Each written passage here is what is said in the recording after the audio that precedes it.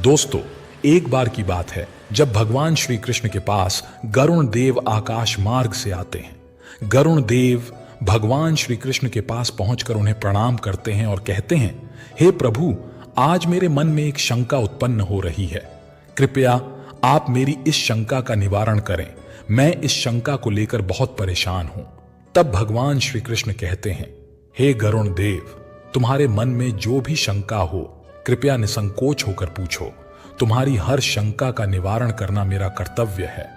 मैं अवश्य ही तुम्हारी शंका का समाधान करूंगा। तब गरुण देव प्रसन्नता पूर्वक पूछने लगते हैं, हे प्रभु, मुझे यह बताइए कि क्या मनुष्य को कर्मों के अनुसार ही अगला जन्म प्राप्त होता है? और यदि ऐसा है तो मनुष्य को कैसा कर्म करना चाहिए?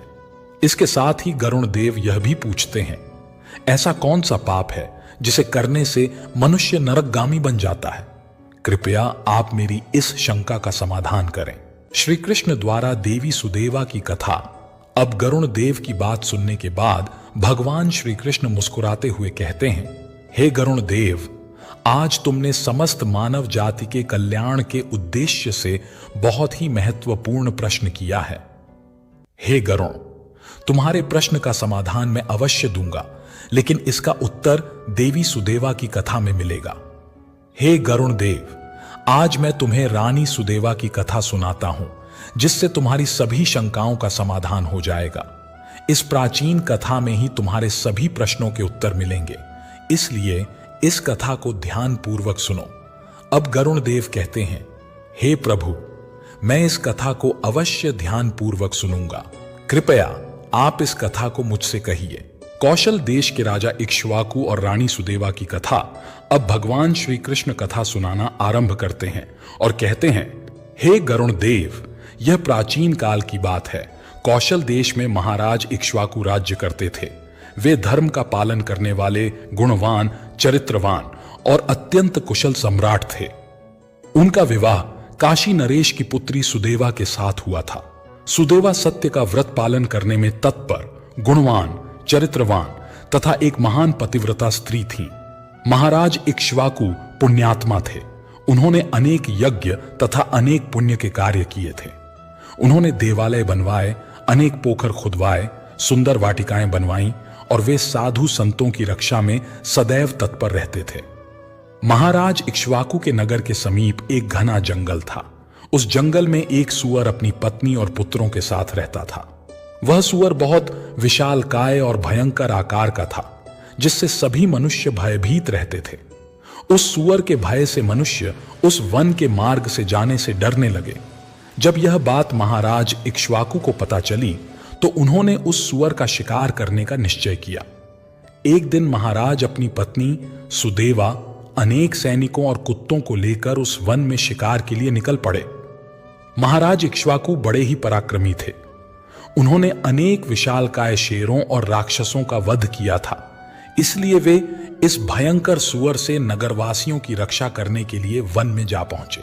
जब उस भयंकर आकार वाले सूअर ने महाराज इक्ष्वाकु को वन की ओर आते देखा तो वह अपनी पत्नी से कहने लगा, हे प्रिय, देखो, यह कौशल देश के महान सम्राट इक्ष्वाकु हैं।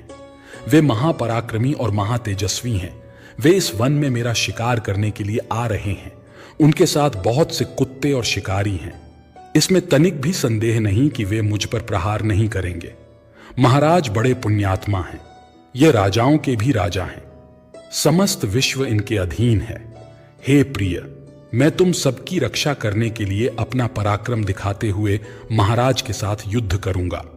अगर युद्ध में मैंने इन्हें पराजित कर दिया तो तीनों लोकों में मेरी कीर्ति हो जाएगी, और यदि मैं इनके हाथों मारा भी गया तो मुझे इस सूअर की योनि से छुटकारा मिल जाएगा तथा मैं विष्णु लोक को चला जाऊंगा।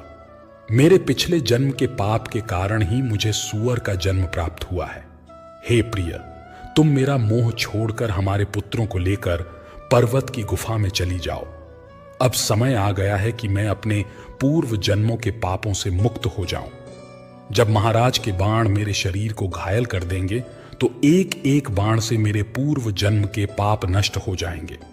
फिर उसकी पत्नी बोलने लगी, हे नाथ, हमारे बच्चे आपके ही पराक्रम और साहस के कारण इस वन में निर्भय होकर विचरण करते हैं। वे कोमल कोमल फूलों का आहार ग्रहण करते हैं। आप ही के कारण उन्हें शेर, सियार आदि जंगली जानवरों का भय नहीं है, क्योंकि आप ही उनकी रक्षा करते हैं।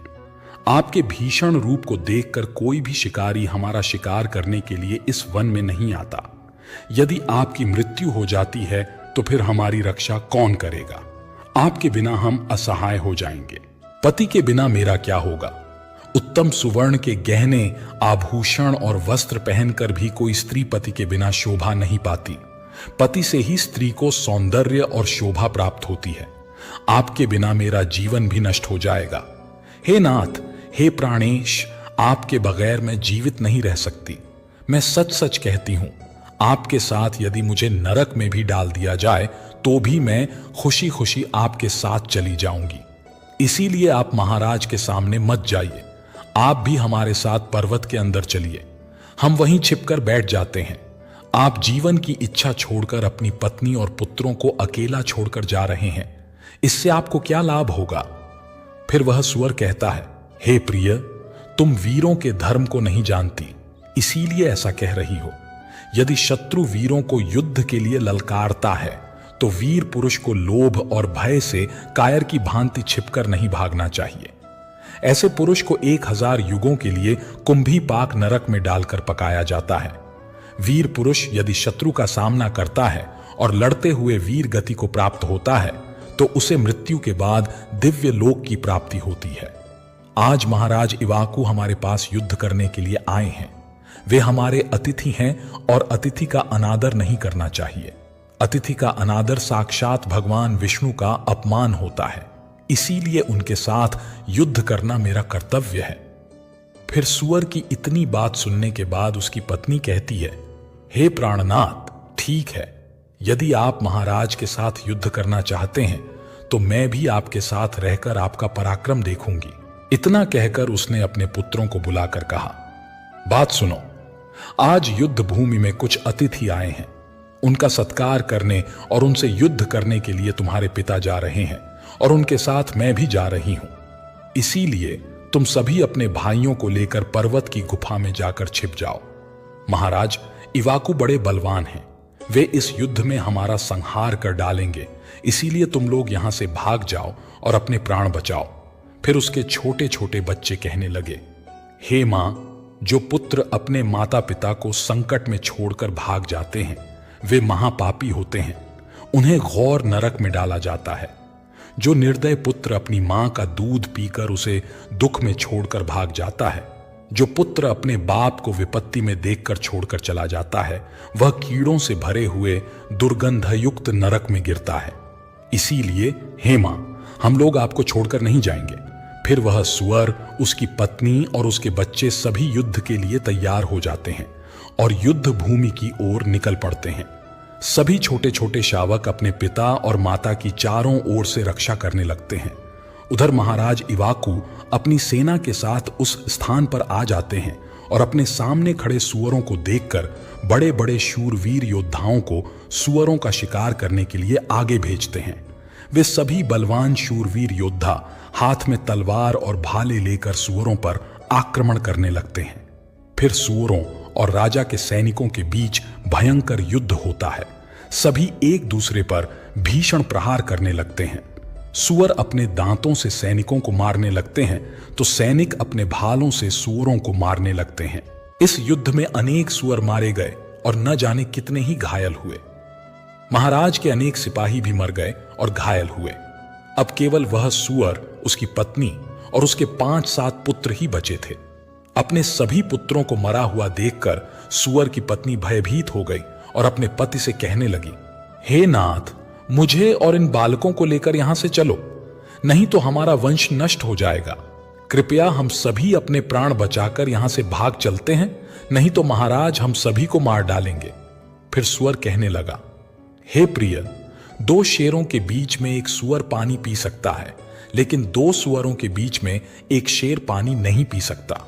सुअर जाति में ऐसा बल देखा जाता है, इसी कारण से सुअर से सभी भयभीत हो जाते हैं। अगर इस समय मैं मृत्यु के भय से भाग जाऊंगा तो मेरी सुअर जाति की प्रसिद्धि नष्ट हो जाएगी। इसीलिए हे प्रिय, तुम हमारे बच्चों को लेकर यहां से चली जाओ और सुखपूर्वक जीवन व्यतीत करो। अब सूअर की बात सुनकर उसकी पत्नी बोली, हे नाथ, मैं आपसे बहुत प्रेम करती हूं। आपने मेरा आदर सम्मान करके और मेरी रक्षा करके मेरे मन को जीत लिया है। आपसे मेरा मोह कभी नहीं छूटेगा। इसीलिए मैं अपने पुत्रों के साथ आपके सामने ही प्राण त्याग दूंगी, किंतु आपको अकेला छोड़कर नहीं जाऊंगी। फिर वह सूअर और उसकी पत्नी दोनों ही महाराज से युद्ध करने के लिए आगे आते हैं। वह सूअर भयंकर गर्जना करता हुआ महाराज को युद्ध के लिए ललकारता है। वह सूअर सामने आए बड़े बड़े वीर योद्धाओं को अपने दांतों से तिनके की भांति उठाकर फेंकने लगता है। अपने सैनिकों को मरता हुआ देखकर महाराज को क्रोध आ जाता है और वे अपने धनुष की प्रत्यंचा चढ़ाकर उस सूअर पर बड़े वेग से आक्रमण करते हैं। महाराज का एक बाण तीव्र गति से जाकर उस सूअर के शरीर में घुस जाता है और वह सूअर जमीन पर गिर जाता है। फिर महाराज उस पर प्रहार करते हैं और सूअर को मार डालते हैं। सूअर के मरते ही उसके प्राण निकलते हैं और विष्णु लोक को चले जाते हैं। फिर महाराज के सैनिक अपने हाथ में भाले लेकर उस सूअर की पत्नी को मारने के लिए उसकी ओर जाने लगते हैं। सूअर की पत्नी अपने बच्चों के सामने खड़ी हो जाती है और बच्चों से कहती है, बच्चों, मैं जब तक यहां पर खड़ी हूं तुम यहां से भाग जाओ। सूअर का बड़ा बेटा बोलता है, हे माता, हम अपने प्राणों के भय से आपको मरने के लिए छोड़कर कैसे भाग जाएं? अगर मैं ऐसा करूंगा तो मुझ पर धिक्कार है। मैं युद्ध में शत्रु को परास्त करूंगा। तुम अपने पुत्रों को लेकर यहां से चली जाओ। फिर वह सूअर की पत्नी बोली, हे मेरे पुत्र, मैं महापाप नहीं करूंगी। तुझे अकेला छोड़कर कैसे चली जाऊं? इतने में ही राजा के सैनिक उन सूअरों के पास आते हैं और उन पर प्रहार करने लगते हैं। सूअर का बड़ा बेटा भयंकर युद्ध करता है और अनेक सैनिकों को मार गिराता है। तब महाराज आगे आकर उस सूअर के बड़े बेटे को भी मार डालते हैं। अपने पुत्र को मरा हुआ देखकर सूअर की पत्नी बहुत क्रोधित हो जाती है और भीषण प्रहार करने लगती है। उसने भी अनेक सैनिकों को मार डाला। इस घटना को महारानी सुदेवा देख रही थीं। तब वह महाराज से कहती हैं, हे महाराज, उस सूअर की पत्नी आपके सैनिकों को मार रही है, आप आगे बढ़कर उसका वध क्यों नहीं करते? महाराज, इसका वध कर दो। तब महाराज कहते हैं, हे प्रिय, यह एक स्त्री है। मेरा यह वचन है कि मैं स्त्री का वध नहीं करूंगा। स्त्री का वध करने से महापाप लगता है, इसीलिए मैं उस सूअर की पत्नी को न खुद मार रहा हूं और न ही किसी को उसे मारने के लिए भेज रहा हूं। मुझे स्त्री का वध करने में बड़ा भय लगता है। इतना कहकर महाराज चुप हो गए। फिर महाराज की सेना में भार्गव नाम का एक बलवान सिपाही था। उसने उस सूअर की पत्नी पर प्रहार किया और उसे जमीन पर गिरा दिया। सूअर की पत्नी मूर्छित होकर जमीन पर गिर पड़ी और लंबी लंबी सांसें लेने लगी। जब रानी सुदेवा ने उस सूअर को धरती पर बेहोश अवस्था में देखा तो उन्हें उस सूअर पर बड़ी दया आ गई। उन्होंने ठंडा जल उस सूअर के मुख में डाला और फिर उसके सारे शरीर पर वही जल डाल दिया जिससे उस सूअर को होश आया। सूअर ने रानी को उस पर शीतल जल डालते हुए देखा तो वह बहुत प्रसन्न हुई और मनुष्य की वाणी में बोलने लगी, हे देवी, तुमने मुझ पर ठंडा जल डालकर मुझे कष्ट से मुक्ति दिलाई है। तुम्हारा कल्याण हो। सूअर के ऐसे वचन सुनकर रानी सुदेवा को बड़ा ही आश्चर्य हुआ। वह सोचने लगी, यह तो आज मैंने बड़ी विचित्र बात देखी। यह सूअर तो मनुष्य की वाणी में सुंदर और स्पष्ट संस्कृत बोल रहा है। फिर रानी ने उस सूअर से कहा, हे भद्रे, तुम कौन हो? तुम्हारा बर्ताव तो बड़ा ही विचित्र है। तुम पशु होकर भी मनुष्य की वाणी में कैसे बोल रही हो? तुम मुझे तुम्हारे पूर्व जन्म का वृतांत सुनाओ। किस कारण से तुम सूअर बनी हो? फिर वह सूअर कहने लगी, हे महारानी, मेरे पति ने पिछले जन्म में गुरुजनों का अपमान किया था। इसी कारण से उन्हें सूअर का जन्म प्राप्त हुआ है। अब मैं आपको मेरे पूर्व जन्म की कहानी बताती हूं। हे देवी, कलिंग नाम के देश में श्रीपुर नाम का एक सुंदर नगर था। उस नगर में वसुधन रहते थे। मैं उसी वसुधन की पुत्री थी। मेरा नाम सुकन्या रखा गया था। उस समय उस नगर में मेरे जितनी सुंदर स्त्री कोई और नहीं थी। अपने सौंदर्य और रूप के घमंड में मैं उन्मत्त हो गई थी। मेरी मुस्कान बड़ी मनोहर थी। जब मैं जवान हुई तो मेरा सुंदर रूप और जवानी देखकर मेरी माता को बड़ा भय लगने लगा। एक दिन वह मेरे पिता से कहने लगी, हे नाथ, अब हमारी कन्या जवान हो चुकी है, उसका विवाह क्यों नहीं कर देते? इसे शीघ्र ही किसी वर को सौंप दीजिए। अपनी पत्नी की बात को सुनने के बाद वह ब्राह्मण बोले, हे कल्याणी, मैं अपनी पुत्री का विवाह उसी पुरुष के साथ करूंगा जो विवाह के बाद मेरे ही घर में निवास करेगा। सुकन्या मुझे बड़ी प्रिय है, मैं इसे अपनी आंखों से दूर नहीं होने देना चाहता। अब वह सूअर कहती है, हे महारानी जी, फिर एक दिन शिव शर्मा नाम के जवान विद्वान ब्राह्मण मेरे द्वार पर आ गए। मेरे पिता उनके ज्ञान और कुशलता को देखकर बहुत प्रसन्न हुए। प्रसन्नता के कारण ही मेरे पिताजी ने उनसे मुझसे विवाह करने के लिए पूछ लिया। फिर मेरे पिता ने उस शिव शर्मा ब्राह्मण से मेरा विवाह करवा दिया और वे हमारे साथ ही हमारे घर पर रहने लगे। परंतु मैं अपने माता पिता के लाड प्यार से बिगड़ चुकी थी। अपना विवेक और शक्ति दिनों दिन खो चुकी थी। मैंने कभी अपने पति की सेवा नहीं की, कभी उनके चरण स्पर्श नहीं किए। मैं सदा उन्हें क्रूर दृष्टि से देखती थी, उनका अपमान करती थी, उन्हें नाम लेकर पुकारती थी, उनके भोजन से पहले भोजन कर लेती थी। मैं अपने पति से ही खुद को भोजन परोसवा लेती थी। मैं अपनी मर्जी से स्वच्छंद होकर यहां वहां घूमने लगती थी और बात बात पर अपने पति का अपमान करती थी। शिव शर्मा बहुत ही शांत स्वभाव के थे। उन्होंने मुझे अनेक दिनों तक सहन किया और फिर एक दिन वे अत्यंत दुखी होकर मुझे छोड़कर चले गए। मेरे पति के जाते ही मेरे पिता बहुत दुखी होकर मेरी मां से कहने लगे, हे प्रिय, सुनो, हमारे दामाद हमारी पुत्री को छोड़कर चले गए हैं। हमारी पुत्री ही पापचारिणी थी, दामाद तो विद्वान थे। मैं क्या जानता था कि हमारी पुत्री सुकन्या दुष्ट और कुलनाशिनी होगी। फिर मेरी माता बोली, हे नाथ, हमारी पुत्री आप ही के लाड प्यार से बिगड़ गई है। इसे सही राह पर लाने के लिए आपको ही कुछ करना होगा। पिता के घर में रहने वाली कन्या दुराचारी बन जाती है, इसीलिए कन्या को कभी घर में नहीं रखना चाहिए, उसे उसके पति के पास ही रखना चाहिए। हमारी कन्या बहुत दुष्ट और पापिनी है, आप इसका त्याग करके इसे इसके पति के पास भेज दीजिए। इस प्रकार माता के वचन सुनकर मेरे पिता बहुत क्रोधित हुए और मुझे कहने लगे, अरे दुष्टा, हमारे कुल में कलंक लगाने वाली दुराचारिणी, तेरे ही कारण हमारे दामाद शिव शर्मा हम सबको छोड़कर चले गए। इसीलिए तेरा पति जहां पर है तू भी वहीं पर चली जा, अथवा तुझे जो स्थान अच्छा लगे वहां पर चली जा। हे महारानी, फिर मैं अपने घर को छोड़कर चली गई। बाहर जाने पर मुझे लोग कुलटा, पापिनी, दुराचारिणी कहकर संबोधित करने लगे। इसीलिए मैं अपने पति को ढूंढते हुए वन चली गई। फिर एक दिन वन में मैं एक कुटिया के सामने जाकर खड़ी हो गई और भिक्षा मांगने लगी। वहां उस कुटिया में रहने वाली मंगला नाम की स्त्री ने मुझे देखकर अपने पति से कहा, हे स्वामी, द्वार पर एक दुखिया दुबली पतली स्त्री भिक्षा मांगने के लिए आई है। हे महारानी, मंगला का पति शिव शर्मा ही था जिन्होंने मेरा त्याग किया था। मुझे देखकर उन्होंने मुझे पहचान लिया और अपनी पत्नी से कहने लगे, हे प्रिय, यह मेरी पहली पत्नी सुकन्या है जो मुझे बहुत प्रिय थी, इसीलिए तुम इसका आदर सत्कार करो और इसे अपने घर में स्थान दो। अपने पति की बात को सुनने के बाद मंगला ने अपने पति की आज्ञा का पालन करते हुए मुझे घर के अंदर बुला लिया और मुझे पहनने के लिए वस्त्र दिए। फिर एक दिन मैं बैठकर मंगला के अच्छे स्वभाव और मेरे दुष्ट स्वभाव का विचार करने लगी और मुझे बड़ा दुख होने लगा। अधिक चिंता करने के कारण मेरा हृदय फट गया और उसी क्षण मेरी मृत्यु हो गई।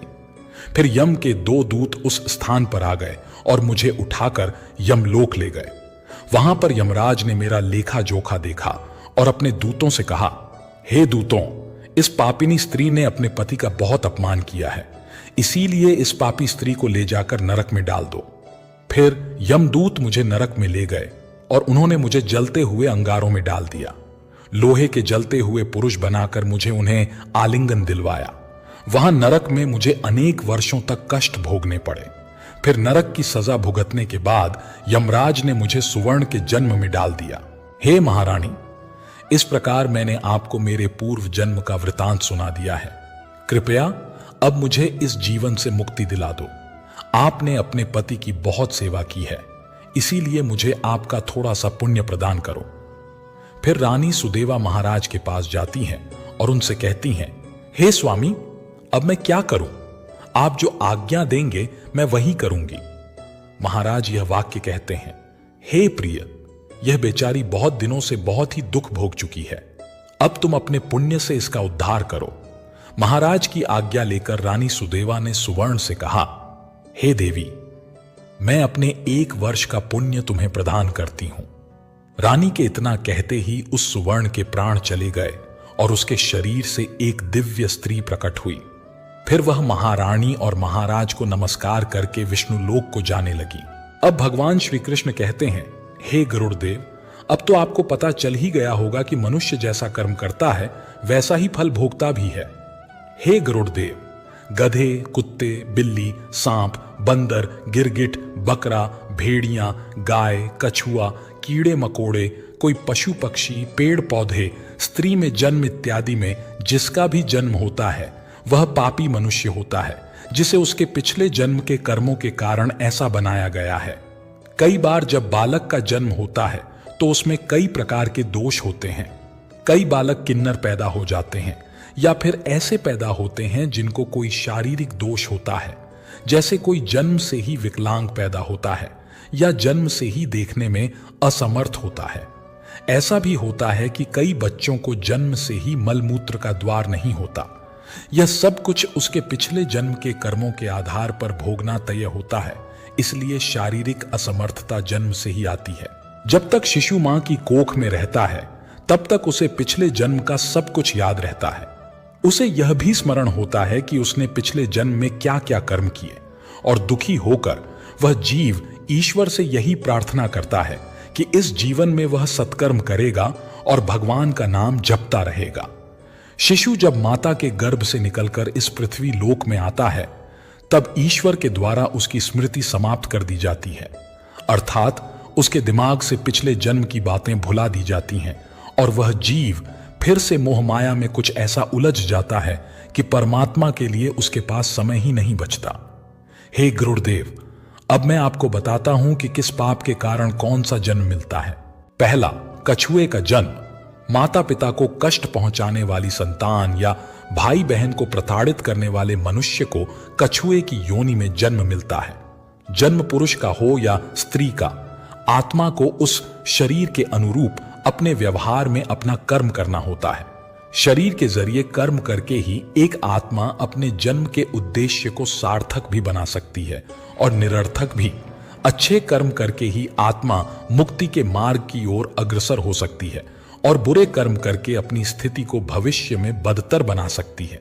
यदि कोई पुरुष महिलाओं वाला आचरण करता है, स्वभाव में महिलाओं वाली आदतें ले आता है, तो ऐसे पुरुषों को अगले जन्म में स्त्री का रूप मिलता है। बंदर की योनि में जन्म, जो अपने मालिक का विश्वसनीय होकर भी उसके विश्वास को तोड़ देता है, उसका सामान्य जीवन कुल 20 वर्ष का ही होता है। कसाई के हाथों मृत्यु, जो व्यक्ति लूटपाट करता है, जानवरों को सताता है, उनका शिकार करके अपने परिवार का पालन पोषण करता है, उसे अगले जन्म में किसी कसाई के हाथों से मृत्यु की प्राप्ति होती है। यदि मृत्यु के समय व्यक्ति भगवान का नाम ले लेता है तो भगवान उसकी मुक्ति का मार्ग खोल देते हैं। गधे का जन्म कौन भोगता है? अब यहां आता है कर्मफल सिद्धांत। अपने सच्चे मित्र का अपमान करने वाला व्यक्ति गधे की योनि को भोगता है। कुत्ते का जन्म किसे मिलता है? धर्म का अपमान करने वाले, पूजा पाठ न करने वाले। जो व्यक्ति धर्म, वेद, पुराण जैसे धार्मिक ग्रंथों का अपमान करता है, हमेशा धर्म का विरोध करता है और ईश्वर के प्रति श्रद्धा भाव नहीं रखता, ऐसे लोगों का अगला जन्म कुत्ते के रूप में होता है। कीड़े मकोड़े की योनि, दूसरों की निंदा करने वाला और बुरा बर्ताव करने वाला व्यक्ति कीड़े मकोड़े के रूप में जन्म लेता है। यह एक ऐसी योनि है जिसमें आप कितने भी प्रतिभाशाली हों, कितना भी हुनर क्यों ना हो, आपको सम्मान कभी नहीं मिलता। चोरी करने वाले का जन्म, जो व्यक्ति किसी चीज की चोरी करता है वह तोता बनता है। वहीं सुगंधित पदार्थ की चोरी करने वाला व्यक्ति छछूंदर के रूप में जन्म लेता है। किंतु यदि अपराध और भी बड़ा हो तो सजा और भी कष्टदायक होती है। ठगी करने वाले का जन्म, जो लोग दूसरों को मूर्ख बनाकर ठगी करते हैं और उनका लाभ उठाते हैं या काम निकलवा लेते हैं, ऐसे लोगों को मृत्यु के बाद नरक में स्थान मिलता है। साथ ही ऐसे लोग अगले जन्म में उल्लू के रूप में जन्म लेते हैं। पराई स्त्री से संबंध बनाने वाले का जन्म, जो व्यक्ति पराई स्त्री से संबंध बनाता है उसे नरक में जाना पड़ता है। वहां उसे कई कष्ट भोगने पड़ते हैं और इसके बाद वह अलग अलग योनियों में एक के बाद एक कई जन्म लेता है। वह सबसे पहले भेड़िया बनता है, फिर कुत्ते के रूप में जन्म लेता है, उसके बाद सियार, फिर गिद्ध, फिर सांप, फिर कौवा और अंत में बगुला बनता है। इन सभी योनियों में जीवन व्यतीत करने के बाद ही उसे फिर से मनुष्य जन्म की प्राप्ति होती है। व्यभिचारिणी स्त्री का जन्म, ऐसी शादीशुदा महिला जो किसी गैर मर्द के साथ संबंध बनाती है, उसे नरक की यातनाएं भोगनी पड़ती हैं। ऐसी महिला अगले जन्म में छिपकली, सांप या फिर चमगादड़ के रूप में जन्म लेती है। बलात्कारी पुरुष का जन्म, लेकिन जो व्यक्ति किसी स्त्री के साथ जबरदस्ती संबंध बनाता है उसे नरक भोगने और कई योनियों में जन्म लेने के बाद मनुष्य योनि में किन्नर के रूप में जन्म मिलता है। गाली गलौज करने वाले का जन्म, प्रत्येक मनुष्य के कंठ में मां सरस्वती का वास होता है। इसीलिए जिन लोगों की वाणी में मधुरता नहीं होती, जो दूसरों को बुरा भला कहते हैं या हमेशा गाली गलौज करते हैं, उन्हें अगले जन्म में बकरे के रूप में जन्म लेना पड़ता है। गरुड़ पुराण हिंदू धर्म के महापुराणों में से एक है। इसमें जन्म, मृत्यु और मृत्यु के बाद की घटनाओं का विस्तार पूर्वक वर्णन मिलता है। इस पुराण में ऐसी कई बातें बताई गई हैं जिन्हें अपनाने से व्यक्ति अपने जीवन की स्थिति सुधार सकता है। इन महापुराणों में गरुड़ पुराण बहुत महत्वपूर्ण है, जो सनातन धर्म में किसी व्यक्ति की मृत्यु के बाद पढ़ा जाता है। गरुड़ पुराण में भगवान विष्णु और गरुड़ देव के बीच बातचीत का उल्लेख मिलता है। साथ ही इसमें व्यक्ति के चरित्र के बारे में भी बताया गया है। ईश्वर की दृष्टि में जो अच्छे कर्म होते हैं उन्हें पुण्य कहा जाता है और जो बुरे कर्म होते हैं उन्हें पाप कहा जाता है। गरुड़ पुराण और कठोपनिषद में इस बात का उल्लेख मिलता है कि मनुष्य धरती पर जो कुछ भी पाप करता है, उन सभी पापों की अलग अलग सजा बारी बारी से मिलती है। गरुड़ पुराण के अनुसार जो व्यक्ति अच्छे कर्म करता है उसे स्वर्ग में स्थान मिलता है, वहीं बुरे कर्म करने पर उसे नरक में जाना पड़ता है। एक कहानी है 1920 के एक छोटे से गांव की, जहां रातें रहस्यमयी थीं और दिन गरुड़ पुराण की कहानियों से भरे होते थे। गांव के प्रधान हरिनारायण हमेशा यह दावा करते थे कि वे मरकर लौटे हैं। लोगों ने उनकी बातों को मजाक समझा, लेकिन उनके आत्मा से जुड़े अनुभवों ने सबको चौंका दिया। हरिनारायण बताते थे कि उनकी मृत्यु के बाद जब उनकी आत्मा शरीर से अलग हुई तो एक अजीब चमकदार प्राणी उनके सामने आया। वह कोई देवता नहीं बल्कि ज्ञानेश्वर मशीन थी, एक रहस्यमय उपकरण जो उनके कर्मों का हिसाब कर रही थी। यह आत्मा की अदालत थी, यमराज का वैज्ञानिक रूप। जब हरिनारायण की आत्मा ज्ञानेश्वर मशीन के सामने पहुंची तो अचानक एक आवाज गूंजी, तुम्हारे पाप पुण्य का हिसाब किया जाएगा, लेकिन पहले तुम्हें अपने कर्मों को खुद देखना होगा। यह सुनते ही एक बड़ा पर्दा खुला, जिसमें हरिनारायण का पूरा जीवन उनकी आंखों के सामने चलने लगा। अच्छे काम, बुरे काम और बीच बीच में उनकी चोरी छिपे खाई गई जलेबियां। हरिनारायण हंसी और शर्म के बीच फंसे थे। तभी पर्दे पर उनकी सबसे बड़ी गलती दिखाई दी। उन्होंने गांव के कुएं में चोरी से शराब छुपाई थी।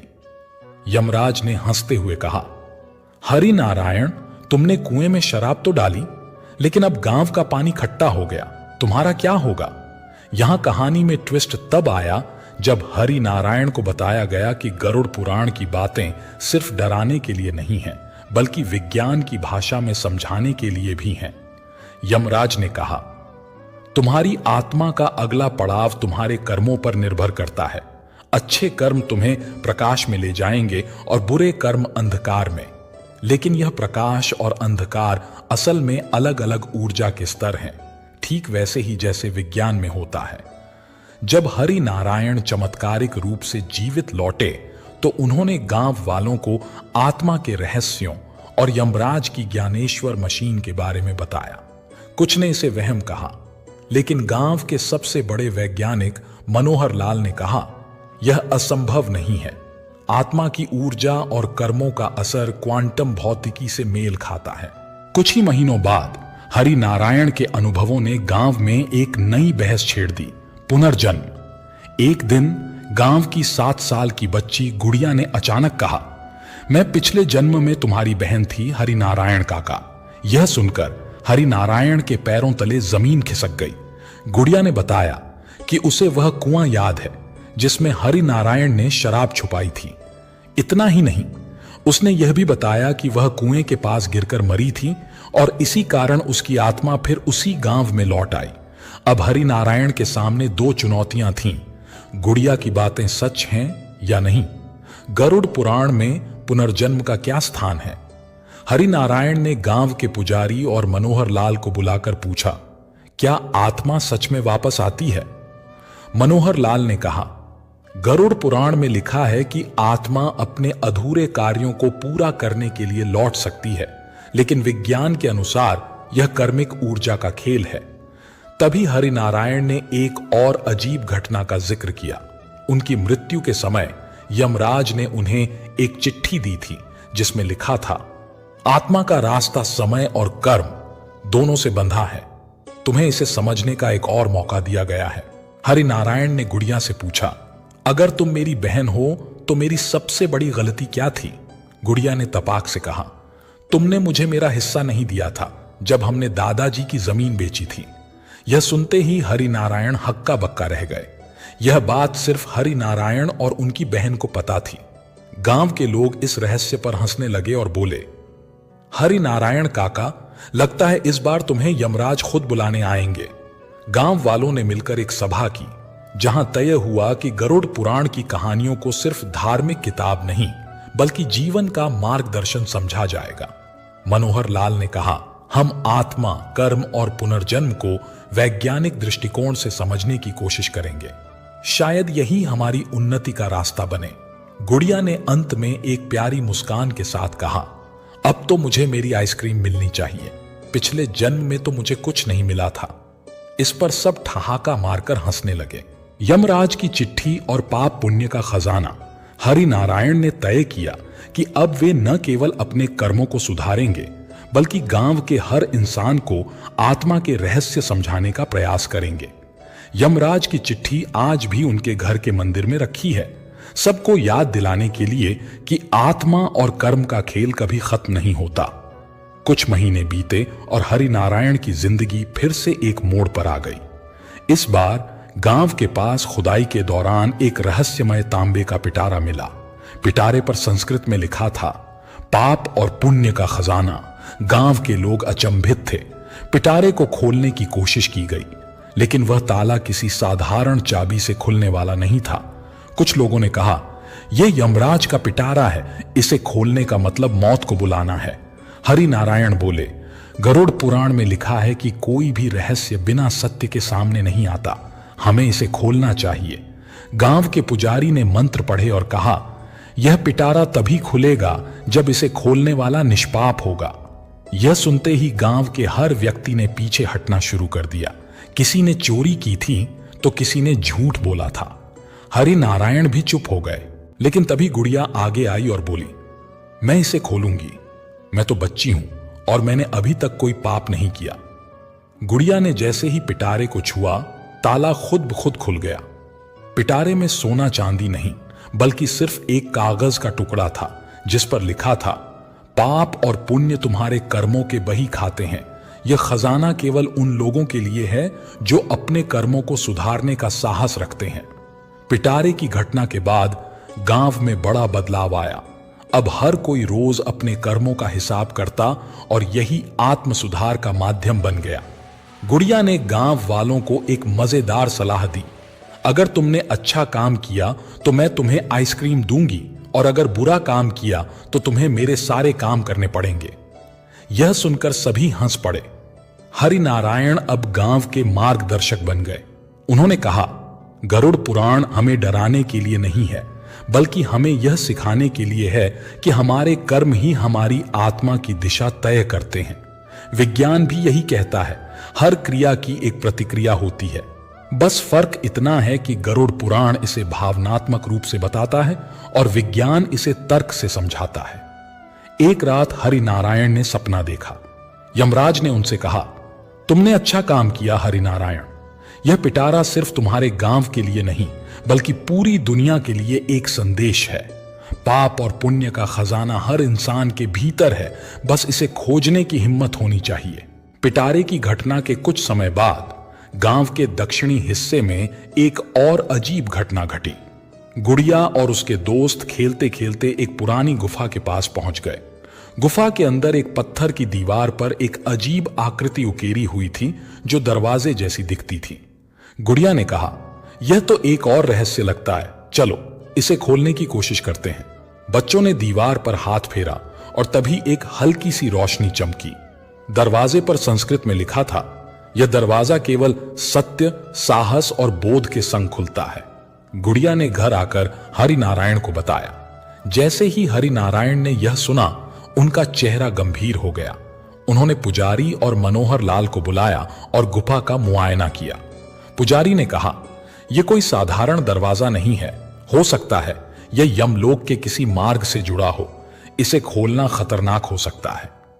मनोहर लाल ने विज्ञान की दृष्टि से जांच की और पाया कि दरवाजे के पीछे एक शक्तिशाली ऊर्जा का प्रवाह है। उन्होंने कहा, यह कोई प्राचीन तकनीक है जो शायद आत्मा और ऊर्जा के रहस्यों से जुड़ी हो। हरि नारायण ने गांव वालों को समझाया। गरुड़ पुराण में लिखा है कि हर रहस्य को समझने के लिए साहस और बोध चाहिए, लेकिन यह भी जरूरी है कि हम लालच या डर से प्रेरित होकर कुछ न करें। गांव वालों ने दरवाजे को खोलने का फैसला किया, लेकिन इससे पहले हरि नारायण ने सुझाव दिया, जो भी इसे खोलेगा उसे अपने जीवन के सबसे कठिन सवाल का सामना करना पड़ेगा। अगर वह सच्चा उत्तर नहीं दे सका तो दरवाजा कभी नहीं खुलेगा। हर कोई दरवाजे को खोलने से डर रहा था। आखिरकार गुड़िया ने फिर से आगे बढ़ने का साहस किया। जैसे ही उसने दरवाजे को छुआ, एक आवाज गूंजी, सत्य क्या है? गुड़िया ने तुरंत जवाब दिया, सत्य यह है कि आत्मा कभी नहीं मरती, वह केवल अपने कर्मों के अनुसार यात्रा करती है। दरवाजे पर एक और रोशनी चमकी और यह धीरे धीरे खुलने लगा। दरवाजे के पीछे कोई स्वर्ण खजाना नहीं था। वहां एक विशाल झील थी जिसमें पानी नहीं बल्कि चमकती हुई ऊर्जा बह रही थी। झील के ऊपर एक तख्ती पर लिखा था, यह आत्मा की शुद्धता का प्रतीक है। केवल वही इसे देख सकता है जिसने अपने कर्मों का बही खाता ठीक कर लिया हो। हरि नारायण, गुड़िया और गांव वालों ने झील को देखा और महसूस किया कि यह उन्हें आत्मा, कर्म और पुनर्जन्म के चक्र को बेहतर ढंग से समझने का मौका दे रही है। झील के किनारे एक आखिरी संदेश लिखा था, यह दुनिया कर्मों की प्रयोगशाला है। जो आत्मा अपने सत्य, साहस और विवेक से चलती है वही मोक्ष का अनुभव कर सकती है। डर और लालच को त्यागो और जीवन को गरिमा से जियो। इस घटना के बाद गांव वालों ने अपने जीवन को पूरी तरह बदल दिया। हर व्यक्ति ने यह प्रण लिया कि वह अपने जीवन को सत्य, साहस से जिएगा। गुड़िया अब गांव की छोटी संत के नाम से मशहूर हो गई। हरि नारायण अब सिर्फ गांव के मार्गदर्शक नहीं थे बल्कि एक प्रेरणा बन गए। उन्होंने कहा, गरुड़ पुराण सिर्फ एक किताब नहीं है, यह जीवन के हर पहलू का दर्पण है और विज्ञान यह हमें समझने का तरीका देता है। जब दोनों मिलते हैं तो जीवन का हर रहस्य खुल जाता है। गांव में शांति और बदलाव का माहौल बना हुआ था। हरि नारायण, गुड़िया और गांव के लोग आत्मा और कर्म के इन नए रहस्यों को समझने में व्यस्त थे। लेकिन तभी एक और अप्रत्याशित घटना घटी। एक रात जब हरि नारायण सो रहे थे, उन्होंने फिर से यमराज को सपने में देखा। इस बार यमराज ने गंभीर स्वर में कहा, हरि नारायण, अब तुम्हारा अगला पड़ाव शुरू होता है। तुमने अपने गांव को कर्म और आत्मा का महत्व सिखा दिया है। अब तुम्हें यमलोक आना होगा, लेकिन इस बार तुम्हारे साथ एक साथी भी होगा। हरि नारायण जागते ही चौंक गए। उन्होंने यह बात गांव वालों को बताई। हर कोई सोचने लगा, कौन जाएगा यमलोक और क्यों? गुड़िया, जो अब गांव की सबसे बहादुर और जिज्ञासु बच्ची बन चुकी थी, ने तुरंत कहा, मैं जाऊंगी। मुझे यमराज से मिलकर पूछना है कि आत्मा का अंतिम लक्ष्य क्या है। गांव वालों ने उसे रोकने की कोशिश की, लेकिन गुड़िया अडिग थी। हरिनारायण ने कहा, अगर यमराज ने बुलाया है तो इसका मतलब है कि हमारे पास कोई महत्वपूर्ण काम है। चलो हम दोनों चलेंगे। हरिनारायण और गुड़िया ने गुफा के दरवाजे के पास ध्यान लगाया। अचानक एक तेज रोशनी फैली और वे दोनों खुद को एक रहस्यमय स्थान पर पाए। चारों ओर गहरी शांति और अजीब ऊर्जा का प्रवाह था। सामने यमराज खड़े थे, अपने पूरे दिव्य स्वरूप में। यमराज ने कहा, तुम दोनों ने इस धरती पर अपनी जिम्मेदारी निभाई है, लेकिन तुम्हारे सवाल अधूरे हैं। आत्मा का रहस्य जानने के लिए तुम्हें 3 परीक्षाओं से गुजरना होगा। यमराज ने उन्हें एक विशाल दर्पण दिखाया और कहा, इसमें देखो और अपने जीवन का सबसे बड़ा पाप और पुण्य बताओ। जो इसे पहचान लेगा वही परीक्षा पास करेगा। हरिनारायण ने दर्पण में देखा। उन्हें अपने जीवन की सारी गलतियां दिखाई दी। गांव वालों से झूठ बोलना, जमीन के लिए अपनी बहन को धोखा देना और दूसरों पर हंसना। उन्होंने कहा, मेरा सबसे बड़ा पाप यह था कि मैंने अपने स्वार्थ के कारण दूसरों को नुकसान पहुंचाया। गुड़िया ने भी दर्पण में देखा। उसने कहा, मेरा सबसे बड़ा पुण्य यह है कि मैंने हर किसी की मदद की, और सबसे बड़ी गलती यह कि मैं अपनी मां की बात नहीं मानती। यमराज मुस्कुराए और बोले, तुम दोनों ने सत्य को स्वीकार किया। पहली परीक्षा पार हो गई। यमराज ने उन्हें एक तराजू दिया और कहा, इस तराजू पर अपने कर्मों का वजन तोलो।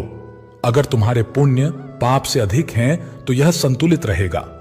हरिनारायण ने तराजू में अपने कर्म रखे। उनके पुण्य पाप से थोड़ा अधिक निकले, लेकिन तराजू संतुलन में नहीं आ सका। गुड़िया ने अपने कर्म रखे और उसका तराजू संतुलित हो गया। यमराज ने कहा, यह परीक्षा केवल कर्मों की गिनती नहीं, बल्कि उनके इरादों को भी तौलती है।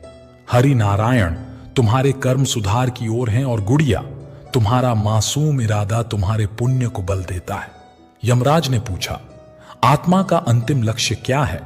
हरिनारायण ने जवाब दिया, मोक्ष प्राप्त करना। गुड़िया ने कहा, अच्छे कर्मों से सभी को खुशी देना। यमराज ने कहा, दोनों ही उत्तर सही हैं। आत्मा का उद्देश्य मोक्ष तो है, लेकिन मोक्ष का अर्थ दूसरों को आनंद और शांति देना भी है। तीनों परीक्षाओं के बाद यमराज ने कहा, अब तुम दोनों लौट जाओ, लेकिन इस बार आत्मा के रहस्यों का सही अर्थ पूरी दुनिया को समझाना। हरिनारायण और गुड़िया गांव लौट आए। उन्होंने यमराज के संदेशों को सरल भाषा में गांव वालों को समझाया। गांव ने आत्मा, कर्म और पुनर्जन्म की शिक्षाओं को अपने जीवन का हिस्सा बना लिया। वहां अब हर साल आत्मा उत्सव मनाया जाता, जिसमें हर कोई अपने जीवन का लेखा जोखा करता।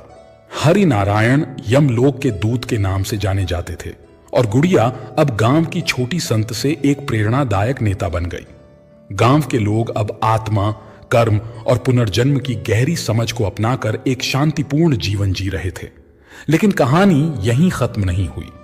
एक दिन गांव के पास घने जंगल में एक लकड़हारे ने एक अजीब पेड़ खोजा। यह पेड़ बाकी पेड़ों से अलग था। उसकी शाखाओं पर पत्तों के बजाय सुनहरी रोशनी चमक रही थी। लकड़हारे ने इस रहस्यमय पेड़ के बारे में हरिनारायण को बताया। हरिनारायण और गुड़िया उत्सुकता के साथ उस पेड़ को देखने पहुंचे। जैसे ही गुड़िया ने पेड़ के पास कदम रखा, पेड़ से एक मधुर आवाज गूंजी, मैं जीवन वृक्ष हूं। जो मेरी छाया में आएगा उसे अपने जीवन के सबसे बड़े सवाल का उत्तर मिलेगा, लेकिन हर उत्तर के साथ एक नई चुनौती भी आएगी। हरिनारायण ने पेड़ से पूछा, क्या यह यमराज ने भेजा है? पेड़ ने उत्तर दिया, मैं यमराज का नहीं, बल्कि सृष्टि के मूल का प्रतीक हूं। मैं आत्मा, कर्म और समय के बीच का पुल हूं। पहला सवाल था, जीवन का सबसे बड़ा उद्देश्य क्या है? गुड़िया ने साहसपूर्वक जवाब दिया, दूसरों के लिए जीना और अपने कर्म सुधारना। पेड़ की शाखाएं हरिनारायण की ओर मुड़ी और पूछा, और तुम्हारा जवाब? हरिनारायण ने कहा, अपने कर्मों से आत्मा को शुद्ध करना और मोक्ष प्राप्त करना। पेड़ ने कहा, तुम दोनों ने सही कहा, लेकिन जीवन का सबसे बड़ा उद्देश्य दूसरों की भलाई करते हुए खुद को भी पहचानना है। पेड़ की शाखाओं ने आकाश की ओर इशारा किया। अचानक एक बड़ा दर्पण हवा में प्रकट हुआ, जिसमें गांव के हर व्यक्ति के कर्म दिखने लगे। गांव वाले खुद को दर्पण में देखकर चौंक गए। कुछ ने अपने पापों को देखा तो कुछ ने अपने पुण्य। हरि नारायण ने गांव वालों को समझाया, सत्य को स्वीकार करना सबसे बड़ा साहस है, यही हमें कर्म सुधारने का मौका देता है। दूसरा सवाल था, मृत्यु का वास्तविक अर्थ क्या है? गांव वाले यह सवाल सुनकर चुप हो गए।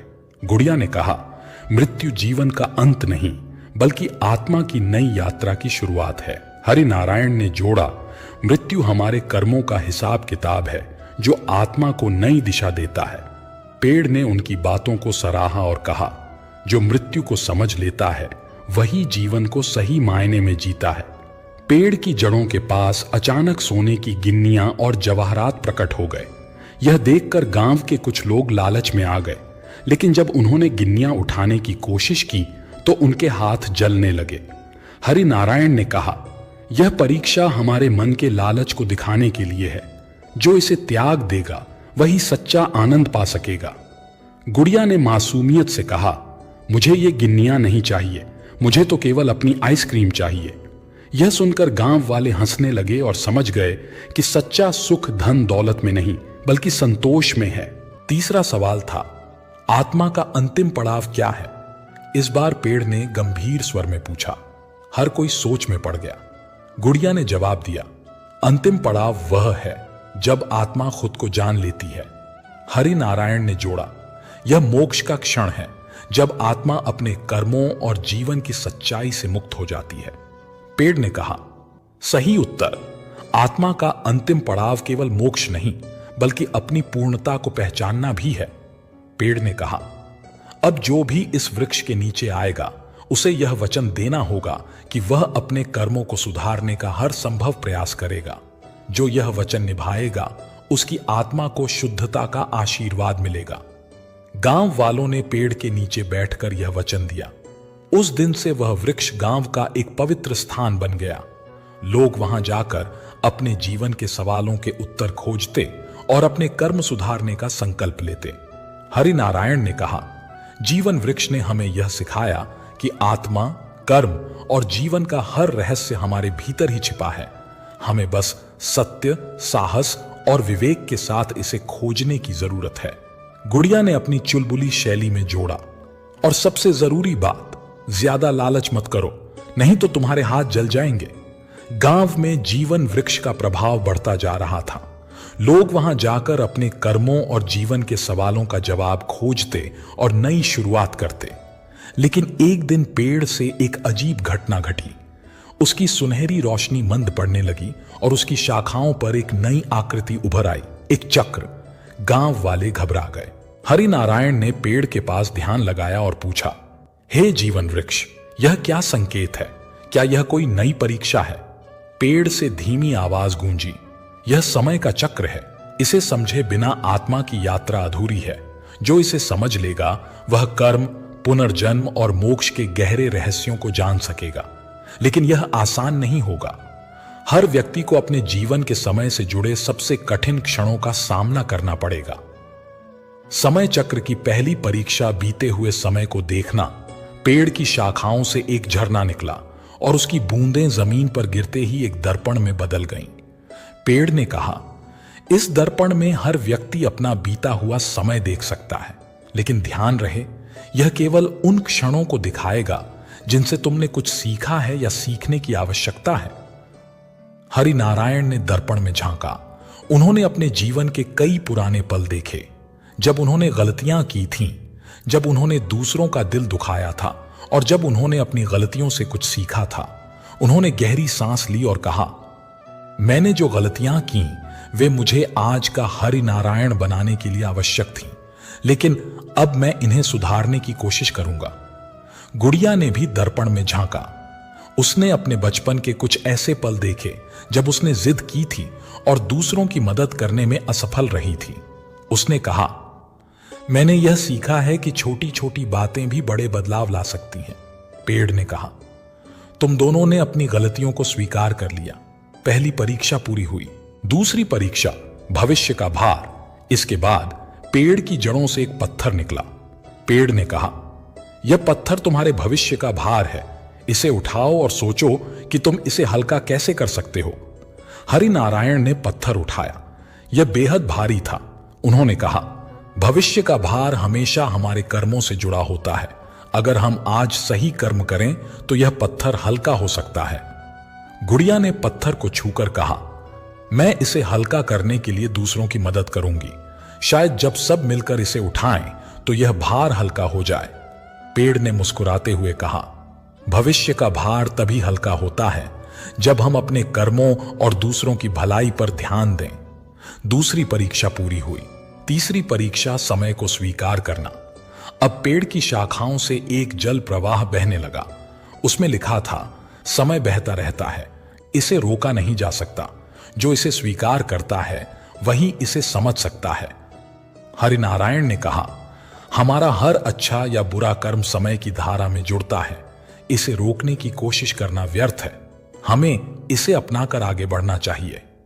तीनों परीक्षाएं पूरी होने के बाद समय का चक्र चमकने लगा।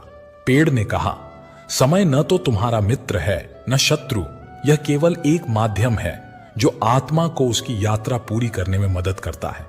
इसे समझने वाले ही कर्म, पुनर्जन्म और मोक्ष के असली अर्थ को जान पाते हैं। हरिनारायण और गुड़िया ने इस ज्ञान को गांव वालों के साथ साझा किया। उन्होंने कहा, समय के साथ बहना सीखो। जो बीत गया उसे माफ करो, जो आ रहा है उसका स्वागत करो और जो आज है उसे पूरी तरह जियो। गांव के लोग अब हर दिन समय चक्र के पेड़ के नीचे ध्यान लगाते थे। वहां उन्होंने यह नियम बनाया कि वे हर दिन के अंत में अपने कर्मों का विश्लेषण करेंगे। हरिनारायण और गुड़िया ने यह सुनिश्चित किया कि गांव में बच्चों को भी समय और कर्म का महत्व समझाया जाए। गुड़िया ने कहा, अगर हम सब आज अच्छे से जिएं तो हमारा भविष्य खुद ब खुद बेहतर हो जाएगा। गांव वाले अब जीवन वृक्ष की शिक्षाओं का पालन करते हुए एक संतुलित और शांतिपूर्ण जीवन जी रहे थे। लेकिन जीवन वृक्ष ने अभी अपना सबसे बड़ा रहस्य उजागर करना बाकी रखा था। पुनर्जन्म का रहस्य। एक दिन पेड़ की सुनहरी रोशनी अचानक लाल हो गई। यह देखकर गांव वाले चिंतित हो गए। हरिनारायण और गुड़िया तुरंत पेड़ के पास पहुंचे। हरिनारायण ने पूछा, हे जीवन वृक्ष, यह लाल रोशनी किसका संकेत है? क्या कोई संकट आने वाला है? पेड़ की गंभीर आवाज गूंजी, यह समय पुनर्जन्म के चक्र को समझने का है। आत्मा का यह रहस्य सबसे बड़ा और सबसे कठिन है। जो इसे समझेगा वही सच्ची शांति और मोक्ष को पा सकेगा। लेकिन इसके लिए 3 चुनौतियों का सामना करना होगा। पहली चुनौती, पूर्व जन्म की झलक। पेड़ ने अपनी शाखाओं से एक चक्र बनाया जिसमें रोशनी के बिंदु नाचने लगे। पेड़ ने कहा, इस चक्र में झांको, तुम अपने पूर्व जन्म की झलक देखोगे।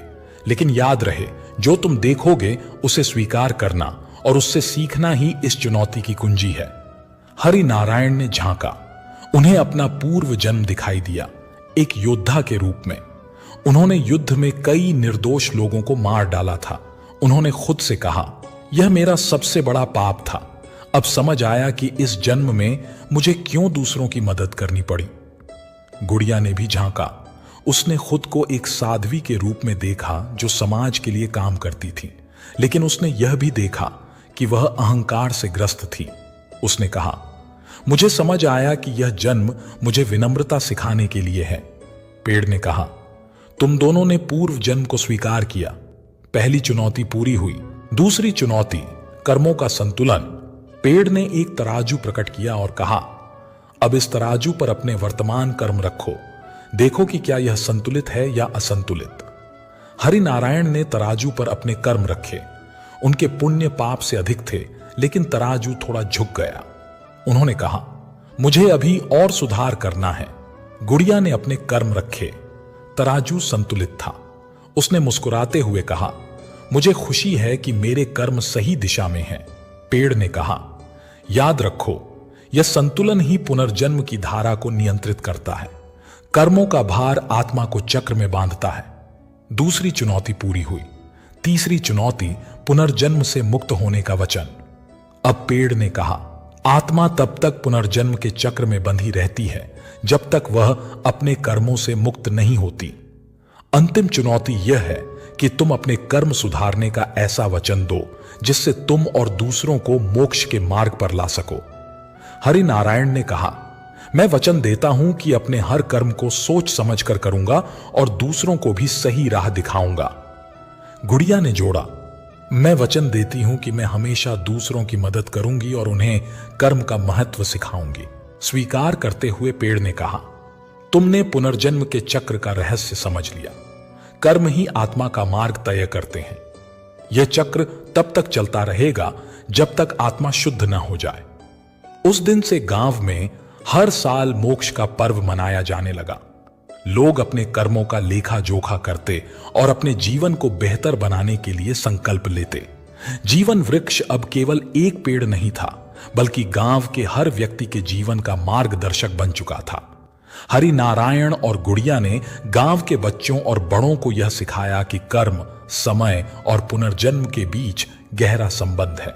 उन्होंने कहा, सही कर्म ही आत्मा को चक्र से मुक्त कर सकते हैं और यही सच्चा मोक्ष है। आत्मा का रहस्य केवल कर्म, पुनर्जन्म और मोक्ष में नहीं है। यह प्रेम, करुणा और सत्य को अपनाने में है। जो इन गुणों को अपने जीवन में उतार लेता है वह आत्मा की सच्ची यात्रा को समझता है। जब जीवन वृक्ष के संदेश ने गांव से निकलकर दूर दूर के क्षेत्रों में अपनी जड़ें फैलानी शुरू की, तो लोग अब केवल आत्मा के रहस्यों को नहीं समझ रहे थे, बल्कि अपने जीवन को एक नए दृष्टिकोण से जीने की कोशिश करने लगे थे। धीरे धीरे ये विचारधारा एक आंदोलन में बदल गई, जिसका नाम पड़ा जीवन वृक्ष आंदोलन। यह आंदोलन न केवल भारत में बल्कि अन्य देशों में भी फैलने लगा। विभिन्न संस्कृतियों और धर्मों के लोग इस विचार से जुड़े और अपने अपने तरीके से आत्मा, कर्म और पुनर्जन्म के बारे में सोचने लगे। लोगों ने अपने जीवन में वास्तविक बदलाव लाने की कोशिश की। जहां पहले युद्ध, घृणा और अहंकार के कारण समाज विभाजित थे, अब समझदारी, सहयोग और आत्मनिर्भरता का युग आ रहा था। लोग आपस में मिलकर शांति, प्रेम और करुणा के सिद्धांतों पर चर्चा करने लगे। लोगों ने जीवन वृक्ष की शिक्षाओं को न केवल अपने जीवन के भौतिक पहलुओं में बल्कि अपने मानसिक और शारीरिक स्वास्थ्य में भी अपनाया। ध्यान, योग और प्राकृतिक चिकित्सा का महत्व बढ़ा। गांवों और शहरों में जीवन वृक्ष के प्रतीक वाले केंद्र बन गए, जहां लोग अपने जीवन के तनाव से मुक्त होने और आत्मज्ञान प्राप्त करने के लिए जाते थे। हरि नारायण और गुड़िया की कहानियां अब लोगों के दिलों में गूंजने लगी थीं। वे हर जगह आदर्श के रूप में देखे जाने लगे थे। यह उनके जीवन के संघर्षों और सच्चाई की ओर बढ़ने के सफर का प्रतीक बन गया था। जीवन वृक्ष का संदेश वैज्ञानिक दृष्टिकोण से भी जोड़ा जाने लगा। जैसे जैसे लोग आत्मा, कर्म और पुनर्जन्म के सिद्धांतों को समझने लगे, वे इसे तत्व मीमांसा और भौतिक विज्ञान से जोड़ने की कोशिश करने लगे। वैज्ञानिकों ने यह पाया कि आत्मा के बारे में जो प्राचीन ग्रंथ कहते थे, वह आधुनिक विज्ञान के कुछ पहलुओं से मेल खाता है। जैसे ऊर्जा कभी नष्ट नहीं होती, बल्कि वह सिर्फ रूप बदलती है। यही बात आत्मा के बारे में भी कही जाती थी। वह कभी मरती नहीं, बस एक रूप से दूसरे रूप में परिवर्तित होती है। समाज में एक नया जागरण आया। लोग अब समाज की सेवा और मानवता के लिए काम करने को अपनी प्राथमिकता मानने लगे थे। जैसे जैसे जीवन वृक्ष के सिद्धांतों को अपनाया गया, वैसे ही सामाजिक बदलाव सामने आने लगे। गरीब और अमीर, जात पात और धर्म के भेद मिटने लगे। लोग एक दूसरे को समझने और प्रेम देने की कोशिश करने लगे। गुड़िया और हरि नारायण ने इस परिवर्तन को देखकर कहा, हमने जो रास्ता दिखाया वह सही था। जीवन वृक्ष ने हमें यह समझाया कि असली खुशी और संतोष बाहरी दुनिया में नहीं, बल्कि हमारे भीतर है। जब हम अपने कर्मों को सही दिशा में ले जाते हैं, तो हमें हर पहलू में संतुलन मिलता है। एक दिन जीवन वृक्ष ने अपनी अंतिम बात कही, यह जीवन सिर्फ तुम्हारा नहीं है, यह एक सामूहिक यात्रा है जो सभी आत्माओं के बीच जुड़ी हुई है। जब तक तुम अपने कर्मों से न केवल अपनी बल्कि दूसरों की आत्माओं की भलाई की ओर काम नहीं करोगे, तुम इस चक्र से मुक्त नहीं हो सकते। सच्चा मोक्ष तब है जब तुम अपनी आत्मा को शुद्ध कर दूसरों के साथ मिलकर इस धरती पर प्रेम और शांति लाओ। एक नई दुनिया का निर्माण हो रहा था, जहां लोग केवल अपने लिए नहीं बल्कि समग्र समाज और पृथ्वी के लिए जीने लगे थे। उन्होंने समझ लिया था कि एक व्यक्ति का सही कर्म पूरे समाज को बदल सकता है। आज भी जब लोग किसी संकट में होते हैं या जब वे अपने जीवन के उद्देश्य को ढूंढने की कोशिश करते हैं, तो वे जीवन वृक्ष की कहानी को याद करते हैं। यह पेड़ और उसकी शिक्षा न केवल उनकी जिंदगी का हिस्सा बन चुका है, बल्कि उनके दिलों में एक अमिट छाप छोड़ चुका है। जब पूरी दुनिया में जीवन वृक्ष के संदेश का प्रभाव महसूस होने लगा, तो हरि नारायण और गुड़िया ने देखा कि अब उनका मिशन केवल गांव या देश तक सीमित नहीं था। यह अब वैश्विक स्तर पर एक चेतना की लहर बन चुका था। लोग न केवल अपनी आंतरिक शांति की खोज में थे, बल्कि समाज में भी बदलाव लाने के लिए प्रेरित हो रहे थे। यह एक ऐसा समय था जब प्रत्येक व्यक्ति अपने जीवन के उद्देश्य को पुनः परिभाषित कर रहा था। गुड़िया ने एक दिन कहा, यह ठीक है कि हम बदलाव लाने में सफल हो रहे हैं, लेकिन यह यात्रा अभी खत्म नहीं हुई। हमें और भी लोगों तक पहुंचने की जरूरत है। एक विचार एक व्यक्ति से दूसरे व्यक्ति तक फैल सकता है और इसी तरह यह विचार पूरी मानवता को बदल सकता है।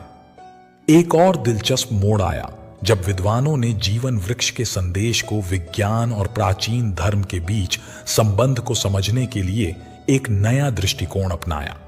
यही वह समय था जब विभिन्न धर्मों और विचारधाराओं के बीच की दीवारें गिरने लगीं। वैज्ञानिकों ने साबित किया कि आत्मा और ऊर्जा के सिद्धांतों में समानता है। आत्मा के बारे में वही कहा जाता है जो ऊर्जा के बारे में कहा जाता है। इस विचार ने पूरी दुनिया के विचारकों को एक मंच पर ला खड़ा किया। हरि नारायण और गुड़िया ने एक दिन कहा, जब विज्ञान और धर्म एक ही दिशा में चलते हैं तो मानवता को शांति और विकास की ओर अग्रसर किया जा सकता है। दोनों ही अंततः सत्य की खोज करते हैं। गुड़िया और हरि नारायण ने अपनी यात्रा का उद्देश्य और स्पष्ट किया। उन्होंने एक सभा आयोजित की जिसमें विश्व भर के विद्वान, साधु, वैज्ञानिक और समाज सेवी शामिल हुए। उनका संदेश था, हमें जीवन वृक्ष की शिक्षाओं को हर घर, हर स्कूल और हर संस्थान में पहुंचाना चाहिए। यह केवल एक धार्मिक या दार्शनिक शिक्षा नहीं है, बल्कि यह जीवन जीने का तरीका है। हरि नारायण ने सभा में कहा, हमारे पूर्वजों ने हमें यह सिखाया था कि आत्मा अमर होती है, लेकिन इसे समझने के लिए हमें अपने कर्मों का मूल्यांकन करना होगा। अगर हम आत्मा की शुद्धता को महत्व देते हैं तो हमारे समाज में भी शांति और सामंजस्य होगा।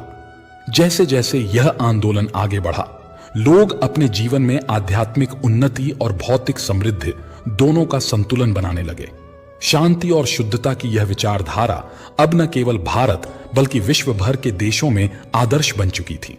लोगों ने यह समझ लिया था कि संतुलित जीवन जीने से ही आत्मा को शांति मिलती है और समाज में उन्नति होती है। गुड़िया और हरि नारायण ने देखा कि जो लोग पहले केवल भौतिक सुखों के पीछे भागते थे, अब वे आध्यात्मिक शांति की ओर बढ़ने लगे थे। वे समझने लगे थे कि आत्मा की शुद्धता ही जीवन का असली उद्देश्य है।